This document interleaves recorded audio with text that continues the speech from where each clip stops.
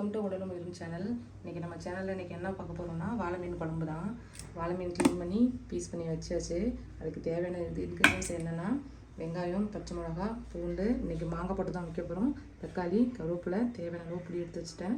அடுத்தது உங்களுக்கு நான் கட் பண்ணிவிட்டு எல்லாத்தையும் சமையல் எப்படின்னு பார்க்கலாம். வாழை மீனில் வாய்வு ஜாஸ்தி, அதனால் கண்டிப்பாக பூண்டு சேர்த்து இந்த மாதிரி டைப்பில் வச்சு பாருங்கள்.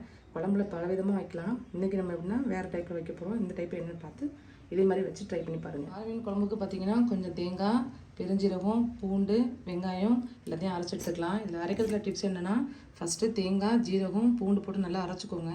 பெருஞ்சீரகம் போட்டு அரைச்சிக்கோங்க. அதுக்கப்புறமா கொஞ்சம் நறுவலாக வெங்காயத்தை அரைச்சிக்கோங்க. வெங்காயம் நைஸாக அரைச்சிட்டா கொஞ்சம் கசக்க ஆரம்பிக்கும். நறுவலாக அரைச்சா அதோட டேஸ்ட்டும் சூப்பராக இருக்கும். இப்போ எல்லாத்தையும் நம்ம மிக்சியில் ஃபில் பண்ணிக்கலாம். நான் ஃபஸ்ட்டு அரைச்சிட்டு வந்துடுறேன்.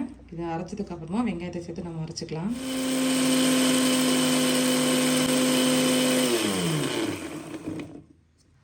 இப்போ பார்த்தீங்கன்னா அரைச்சி எடுத்துருந்தாச்சு.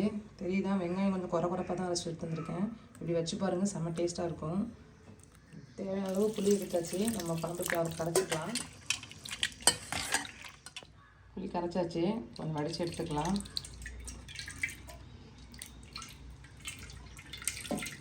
கரைச்சி வச்ச புளியில் 2 ஸ்பூன் மிளகாத்தூள் சேர்த்துக்கலாம். இது வீட்டில் வச்ச மிளகாத்தூள், அதான் கலர் கம்மியாக தெரியுது. கொஞ்சம் மஞ்சத்தூள் போட்டுக்கலாம். ஒரு 2 ஸ்பூன் மல்லித்தூள் போட்டுக்கலாம்.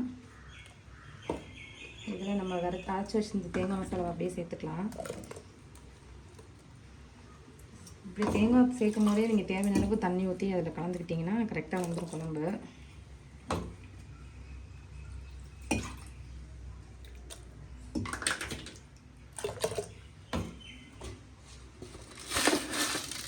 தேவையான உப்பு சேர்த்துக்கலாம்.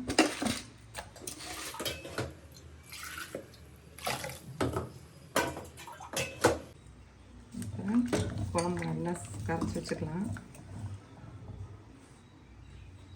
இதில் பார்த்தீங்கன்னா கொஞ்சம் ஒரு தக்காளி பழம் சேர்த்து கரைக்க போகிறோம். தக்காளி பழத்தை நல்லா செக் பண்ணிவிட்டு அதுக்கப்புறம் கரைங்க. நான் இந்த பார்ட்ஸை எடுத்துருவேன் எப்பயுமே.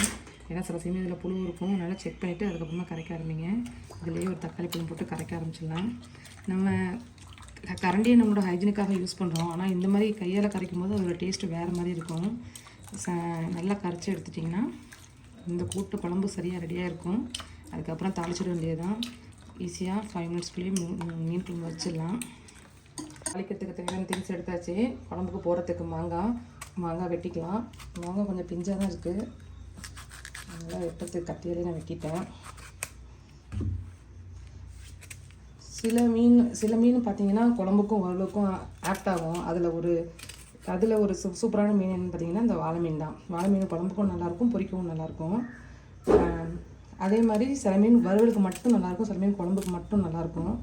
அதே மாதிரி காம்பினேஷனில் பார்த்திங்கன்னா சில மீனில் முருங்கைக்காய் மாங்காய் போட்டிங்கன்னா சூப்பராக இருக்கும். சிலதில் மாங்காய் மட்டும் முருங்கைக்காய் மட்டும் தனித்தனியாக போட்டிங்கன்னா நல்லாயிருக்கும். இந்த இதில் வாழை மீனை பொறுத்தளவு நம்ம மாங்காய் மட்டும் சேர்க்க போகிறோம். இதில் முருங்கைக்காய் போட்டால் அவ்வளோ டேஸ்ட் நல்லா இருக்காது. அதனால் மாங்காய் குழம்புக்கு தேவையான மாங்காய் துண்டு துண்டாக வெட்டி வச்சுக்கலாம். கீரிக்கலாம். வெங்காயத்தை கொஞ்சம் நைஸாக தாளிக்கிறதுனால வெட்டிக்கலாம்.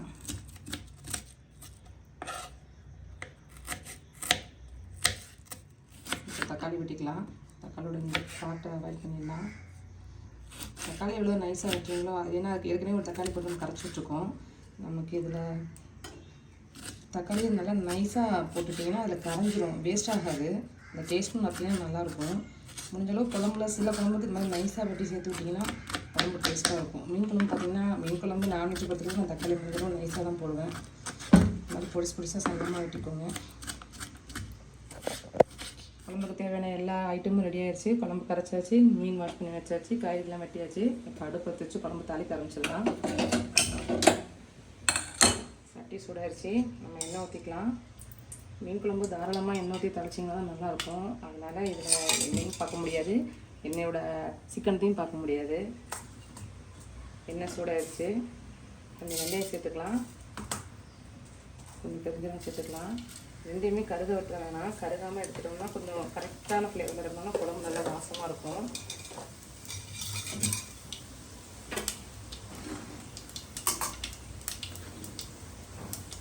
வெடிக்க ஆரம்பிச்சிருச்சு. கருவேப்பிலை சேர்த்துக்கலாம்.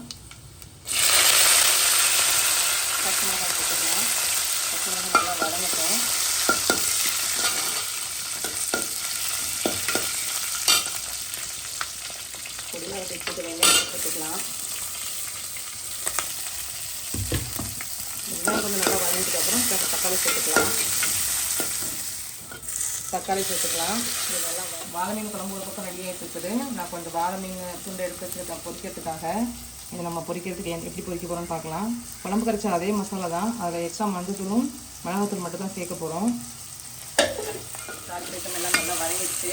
இப்போ கரைச்சி வச்ச குழம்பு சேர்த்துக்கலாம்.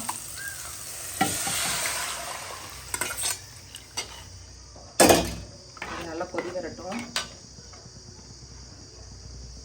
குழம்பு கொதிக்க ஆரம்பிச்சிருச்சு. இன்னும் ஒரு 5 நிமிஷம் அந்த வாசம் போக, பச்சை வாசனை போக நல்லா கொதிக்கட்டும்.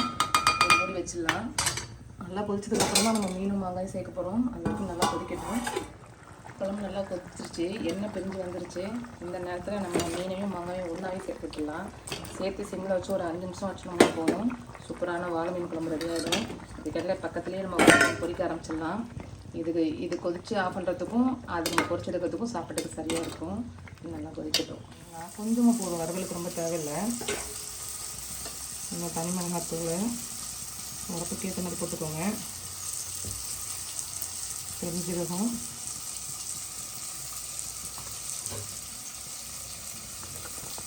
பூண்டு ஒரு 2 பல்லு போதும், 3 பல்லு போதும். இதில் வெங்காயம் நிறைய போட்டிங்கன்னா அடி பிடிக்கும். இது போது அதில் உப்பு போட்டு கொஞ்சம் திக்காகவே அரைச்சிக்கலாம். குழம்புக்கு முன்னாடி தண்ணியாக அரைச்சிட்டோம், இது திக்காகவே அரைச்சிக்கலாம். பரட்டுற மாதிரி அரைச்சிட்டு வந்து காட்டுறேன். வறுவலுக்கு தேவையான கொஞ்சோண்டு கருவேப்பிலை ஃபஸ்ட்டு கிள்ளி போட்டுக்கலாம். நல்லாயிருக்கும் வாசம். குட்டி குட்டியே கையாலே கிள்ளி போட்டுக்கோங்க. அரைச்சிட்டு வந்துட்ட மசாலா அதில் தேவையான அளவு போட்டுக்கலாம். மீன் இதில் கம்மியாக தான் உங்களுக்கு காட்டுறேன், அதனால் இதுக்கு தேவையான அளவு போட்டுக்கிறேன். இதில் எல்லாமே நம்ம போட்டுட்டோம். கரட்டி வச்சது ஊறினா போதும். இப்போ வீட்டில் அரைச்ச மிளகாத்தூள்னால இதில் கலர் காட்டல. உங்களுக்கு ரெட்டிஷாக வேணும்னு ஆசைப்பட்டிங்கன்னா காஷ்மீர் மிளகாத்தூள் வேணால் கொஞ்சம் மிக்ஸ் பண்ணிக்கோங்க. அதில் உரப்பு கொஞ்சம் கம்மியாக இருக்கும், கலர் சூப்பராக இருக்கும். நான் ஹெல்த்தியாக இருக்கணுங்கிறதுக்காக நான் வீட்டில் உள்ள மிளகாத்தூள் மட்டும் தான் எடுக்கிறது. அதனால் பரட்டி வச்சாச்சு. இதை ஊறட்டும். அதை அடிக்கிறதுக்குள்ளே இதையும் பொரிச்சு எடுத்துக்கலாம். தோசைகள் காஞ்சிருச்சு. வறுக்கிறதுக்கு தேவையான எண்ணெய் ஊற்றிக்கலாம். எண்ணெய் கிட்டதுக்கப்புறம் மீனை ஒன்றா போட்டு எடுத்துக்கலாம்.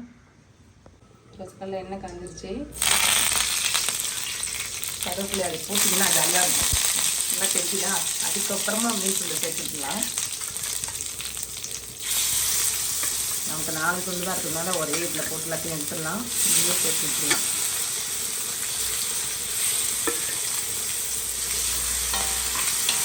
இதே எல்லாத்தையும் போட்டு அப்படியே இந்த பக்கம் ஒரு 5 மினிட்ஸ், அந்த பக்கம் ஒரு 5 மினிட்ஸ்க்கு எடுத்திங்கன்னா சூப்பரான வாழை மீன் வறுவல் ரெடி ஆகிடும். மீன் பார்த்திங்கன்னா ஒரு பக்கம் பொரிஞ்சிச்சு, அடுத்த பக்கம் பரட்டி எடுத்துக்கலாம். மசாலா ஒட்டவே இல்லை, நீட்டாக வருது.